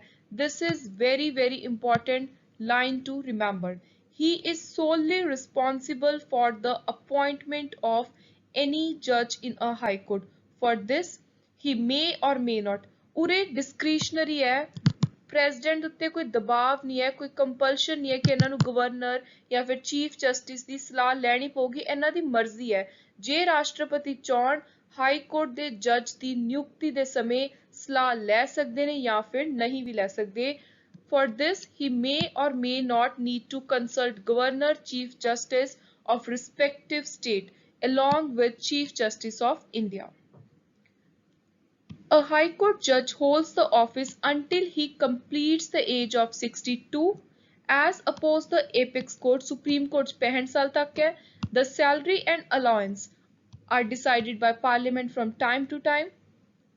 हाई कोर्ट के जज की जिहड़ी सैलरी है ਉਹ ਸਟੇਟ ਦੇ ਫੰਡ ਚੋਂ ਜਾਂਦੀ ਹੈ। ਇਹ ਕੁਐਸਚਨ ਰੀਸੈਂਟਲੀ ਪੇਪਰ ਚ ਆਇਆ ਸੀ। This is very very important.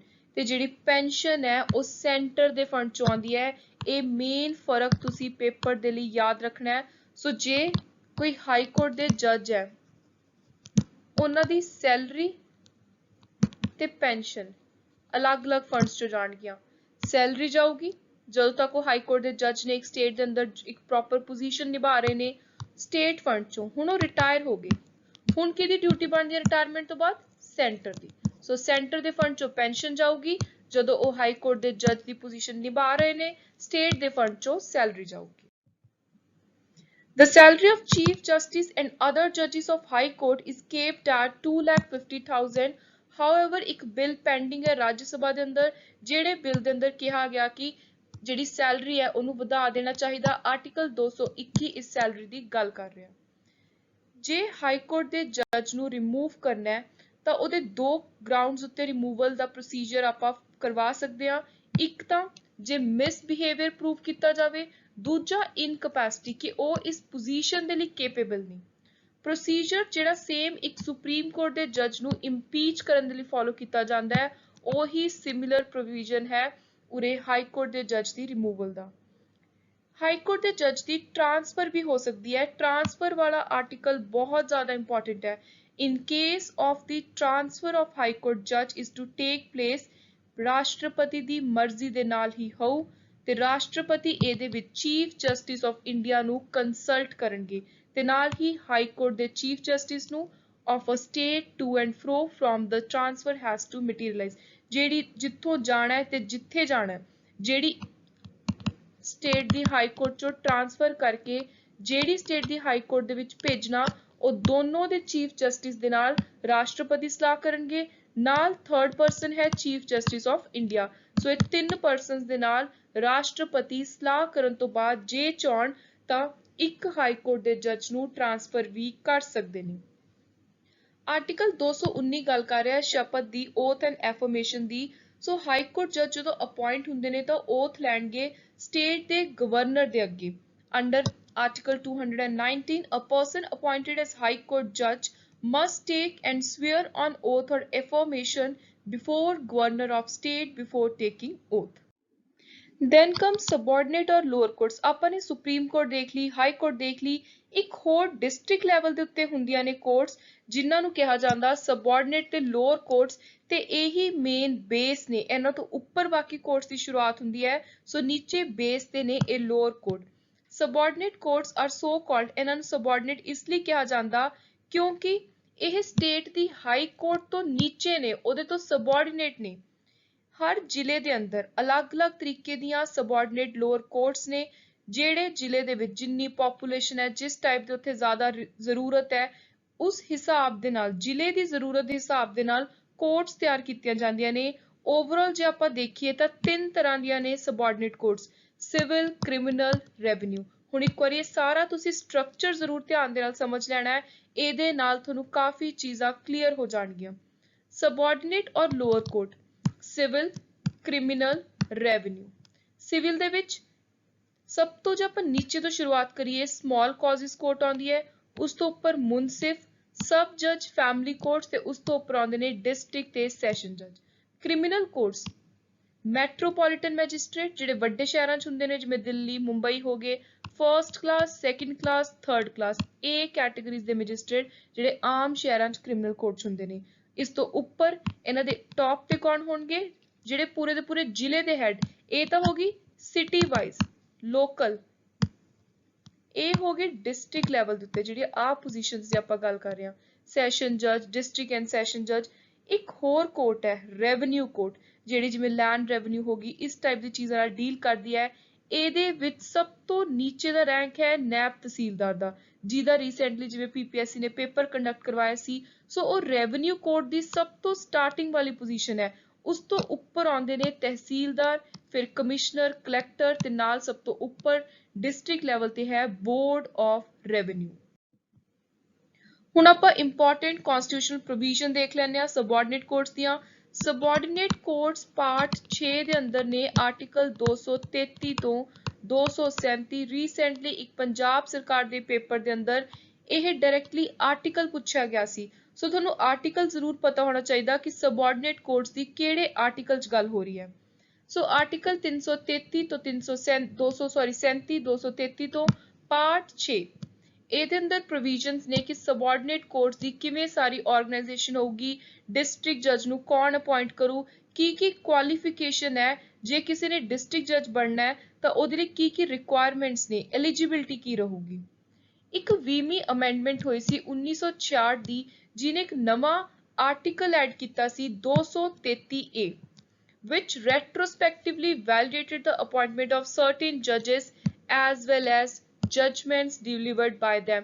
ਸੋ ਇੱਕ ਸਵਾਲ ਉੱਠਿਆ ਸੀ, ਕਾਫੀ ਸਾਰੇ ਡਿਸਟ੍ਰਿਕਟ ਜੱਜ ਸੀ ਜਿਹੜੇ ਪਹਿਲਾਂ ਦੇ ਅਪਾਇੰਟ ਹੋਏ ਸੀਗੇ, ਪਹਿਲਾਂ ਦੇ ਉਰੇ ਮਤਲਬ ਹੈ ਆਜ਼ਾਦੀ ਸਮੇਂ ਦੇ ਅਪਾਇੰਟ ਹੋਏ ਸੀ। ਸੋ ਉਹਨਾਂ ਦੀ ਵੈਲਿਡਿਟੀ ਨੂੰ ਲੈ ਕੇ ਸਵਾਲ ਉੱਠੇ ਸੀ ਤੇ ਇਸ ਅਮੈਂਡਮੈਂਟ ਐਕਟ ਨੇ ਕਹਿਤਾ ਸੀ ਕਿ ਉਹਨਾਂ ਦੀ ਵੈਲਿਡਿਟੀ ਬਰਕਰਾਰ ਰਹੂਗੀ, ਉਹਨਾਂ ਦੀ ਅਪਾਇੰਟਮੈਂਟ ਸਹੀ ਹੈ, ਚਾਹੇ ਉਹ ਪੁਰਾਣੇ ਵਾਲੇ ਜਿਹੜੇ ਰੂਲਸ ਨੇ ਉਹਦੇ ਅਕੋਰਡਿੰਗ ਨਿਯੁਕਤ ਹੋਏ ਨੇ, ਪਰ ਉਹਨਾਂ ਦੀ ਵੈਲਿਡਿਟੀ ਹੁਣ ਵੀ ਰਹੂਗੀ ਤੇ ਜੋ ਵੀ ਉਹਨਾਂ ਨੇ ਡਿਸੀਜਨ ਦਿੱਤੇ ਨੇ, ਜਜਮੈਂਟ ਦਿੱਤੇ ਨੇ, ਉਹ ਸਾਰੇ ਹੀ ਲੀਗਲੀ ਵੈਲਿਡ ਨੇ। ਹੁਣ ਆਪਾਂ ਆਉਂਦੇ ਹਾਂ ਹੁਣ ਦੇ ਜਿਹੜੇ ਕਨਸਟੀਟਿਊਸ਼ਨ ਨੇ ਅਪਾਇੰਟਮੈਂਟ ਦੀ ਪ੍ਰੋਵੀਜ਼ਨ ਰੱਖੀ ਹੋਈ ਹੈ ਡਿਸਟ੍ਰਿਕਟ ਜੱਜ ਲਈ। ਜੱਜਿਸ ਆਫ ਸਬਆਰਡੀਨੇਟ ਕੋਰਟ ਕੌਣ ਅਪਾਇੰਟ ਕਰਦੇ ਆ? ਗਵਰਨਰ। ਕਿਹਦੇ ਨਾਲ ਕੰਸਲਟ ਕਰਕੇ? ਹਾਈ ਕੋਰਟ ਦੇ ਚੀਫ ਜਸਟਿਸ ਦੇ ਨਾਲ ਕੰਸਲਟ ਕਰਕੇ ਅਪਾਇੰਟ ਕਰਨਗੇ ਡਿਸਟ੍ਰਿਕਟ ਜੱਜਿਸ ਨੂੰ। ਬਾਕੀ ਹੋਰ ਡਿਸਟ੍ਰਿਕਟ ਜੱਜ ਤੋਂ ਇਲਾਵਾ ਬਾਕੀ ਜਿਹੜੇ ਜੱਜਿਸ ਨੇ, ਬਾਕੀ ਪੋਜੀਸ਼ਨਸ ਨੇ, ਉਹਨਾਂ ਦੀ ਅਪਾਇੰਟਮੈਂਟ ਕਿਵੇਂ ਹੁੰਦੀ ਹੈ ਉਹ ਆਪਾਂ ਅੱਗੇ ਦੇਖਾਂਗੇ। ਡਿਸਟ੍ਰਿਕਟ ਜੱਜ ਦੀ ਕੁਆਲੀਫਿਕੇਸ਼ਨ ਕੀ ਹੈ? ਇੱਕ ਤਾਂ ਕਿਸੇ ਵੀ ਆਲਰੇਡੀ ਉਹ ਸਰਕਾਰੀ ਜੌਬ ਦੇ ਵਿੱਚ ਨਾ ਹੋਣ, ਸੈਂਟਰਲ ਜਾਂ ਸਟੇਟ ਗਵਰਨਮੈਂਟ ਦੇ। ਦੂਜਾ 7 ਸਾਲ ਉਹਨਾਂ ਦੀ ਐਜ਼ ਐਨ ਐਡਵੋਕੇਟ ਪ੍ਰੈਕਟਿਸ ਹੋਣੀ ਜ਼ਰੂਰੀ ਹੈ। He should be recommended by a high court for appointment. Then comes appointment of other judges. Other judges ਦਾ ਮਤਲਬ ਹੈ ਕਿ ਜਿਹੜੇ ਡਿਸਟ੍ਰਿਕਟ ਜੱਜ ਨੇ ਉਹਨਾਂ ਤੋਂ ਇਲਾਵਾ ਜਿਹੜੀ ਹੋਰ ਅਪਾਇੰਟਮੈਂਟ ਕਰਨੀਆਂ ਨੇ ਜੁਡੀਸ਼ੀਅਲ ਸਰਵਿਸਿਜ਼ ਨੂੰ ਸਟੇਟ ਦੇ ਅੰਦਰ, ਉਹ ਸਾਰੀਆਂ ਕਿਵੇਂ ਹੋਣਗੀਆਂ, ਕੌਣ ਕਰੂਗਾ? So the appointment of persons other than district judge to the judicial service of a state ਕੌਣ ਕਰਦਾ? ਗਵਰਨਰ ਉਸ ਸਟੇਟ ਦੇ। ਤੇ ਗਵਰਨਰ ਇਸ ਅਪਾਇੰਟਮੈਂਟ ਦੇ ਲਈ ਕਿਹਦੀ ਕੰਸਲਟੇਸ਼ਨ ਕਰਦੇ ਨੇ? So state public service commission. State public service commission proper time to time competitive exam conduct ਕਰਵਾਉਂਦੇ ਨੇ। ਸੋ ਫਿਰ ਉਸ ਕੰਪੀਟੀਟਿਵ ਐਗਜ਼ਾਮ ਦੇ ਵਿੱਚੋਂ ਮੈਰਿਟ ਬੇਸਿਸ ਉੱਤੇ ਜਿੰਨੀਆਂ ਸੀਟਸ ਹੁੰਦੀਆਂ ਨੇ, ਉਹ ਸੀਟਸ ਦੇ ਅਕੋਰਡਿੰਗ ਜੋ ਪਰਸਨ ਟੌਪ ਤੇ ਆਉਂਦੇ ਨੇ ਉਹਨਾਂ ਦੇ ਬਾਰੇ ਗਵਰਨਰ ਨੂੰ ਦੱਸਿਆ ਜਾਂਦਾ, ਫਿਰ ਉਸ ਅਕੋਰਡਿੰਗ ਉਹਨਾਂ ਦੀ ਨਿਯੁਕਤੀ ਕੀਤੀ ਜਾਂਦੀ ਹੈ। ਸੋ ਇਹਦੇ ਵਿੱਚ ਹਾਈ ਕੋਰਟ ਤੇ ਜਿਹੜੀ ਸਟੇਟ ਪਬਲਿਕ ਸਰਵਿਸ ਕਮਿਸ਼ਨ ਹੈ, ਦੋਨਾਂ ਦੇ ਨਾਲ ਕੰਸਲਟ ਕਰਕੇ ਕਿ ਕਿਵੇਂ ਕੀ ਪ੍ਰੋਸੈਸ ਰਹੂਗਾ, ਫਿਰ ਗਵਰਨਰ ਇੱਕ ਸਟੇਟ ਦੇ ਜੱਜਿਸ ਨੂੰ ਅਪਾਇੰਟ ਕਰਦੇ ਨੇ ਸਬਆਰਡੀਨੇਟ ਜੁਡੀਸ਼ਰੀ ਲਈ। ਸੋ ਉਰੇ ਜਿਵੇਂ ਮੈਂ ਤੁਹਾਨੂੰ ਦੱਸ ਚੁੱਕੀ ਹਾਂ, state public service commission competitive exam conduct ਕਰਵਾਉਂਦੇ ਨੇ for recruitment to the judicial service of the state. ਹੁਣ ਜਿਹੜੀਆਂ ਸਬਆਰਡੀਨੇਟ ਕੋਰਟਸ ਨੇ ਉਹਨਾਂ ਉੱਤੇ ਕੰਟਰੋਲ ਕਿਹਦਾ ਹੈ? The control over district court, subordinate court including posting, किस दी promotion करनी है जज दी, या फिर leave of person belonging to judicial service holding any post inferior to post of district judge is vested in high court। इस सारी दी सारियां चीज़ां उत्ते control किदा रहूगा? डिस्ट्रिक्ट जज दी अपॉइंटमेंट तो पोस्ट तो नीचे नीचे वाले जो होर काम ने, जिथे बिल्कुल फर्स्ट लेवल वाली जुडिशरी स्टार्ट हुंदी है, सिविल जज वाली ਉੱਥੇ ਹਾਈ ਕੋਰਟ ਦਾ ਹੀ ਕੰਟਰੋਲ ਰਹੂਗਾ। This is again very important to note down. ਇੱਕ ਇੰਪੋਰਟੈਂਟ ਇੰਟਰਪ੍ਰੀਟੇਸ਼ਨ ਦੇਖ ਲੈਂਦੇ ਆਪਾਂ ਕਿ ਡਿਸਟ੍ਰਿਕਟ ਜੱਜ ਵਰਡ ਦੇ ਅੰਦਰ ਕਿਹੜੇ ਕਿਹੜੇ ਜੱਜ ਆਉਂਦੇ ਨੇ। ਸੋ ਡਿਸਟ੍ਰਿਕਟ ਜੱਜ ਐਕਸਪ੍ਰੈਸ਼ਨ ਦੇ ਅੰਦਰ ਆਉਂਦੇ ਨੇ ਜੱਜ of a city civil court, additional district ਜੱਜ, ਜੁਆਇੰਟ ਡਿਸਟ੍ਰਿਕਟ ਜੱਜ, ਅਸਿਸਟੈਂਟ ਚੀਫ ਜੱਜ ਸਮਾਲ ਕਾਜ਼ ਕੋਰਟ ਦੇ, chief presidency magistrate, additional chief presidency magistrate, session ਜੱਜ, ਐਡੀਸ਼ਨਲ ਸੈਸ਼ਨ ਜੱਜ ਤੇ ਨਾਲ ਹੀ ਅਸਿਸਟੈਂਟ ਸੈਸ਼ਨ ਜੱਜ। ਸੋ ਇਹ ਸਾਰੇ ਦੇ ਸਾਰੇ ਆਉਂਦੇ ਨੇ ਡਿਸਟ੍ਰਿਕਟ ਜੱਜ ਵਰਡ ਦੇ ਅੰਦਰ। ਸੋ ਇਹ ਸੀ ਅੱਜ ਦਾ ਆਪਣਾ ਇੰਪੋਰਟੈਂਟ ਜੁਡੀਸ਼ਰੀ ਦਾ topic. I hope you understood the concept well. Keep supporting Victors knowledge. Thank you and good luck.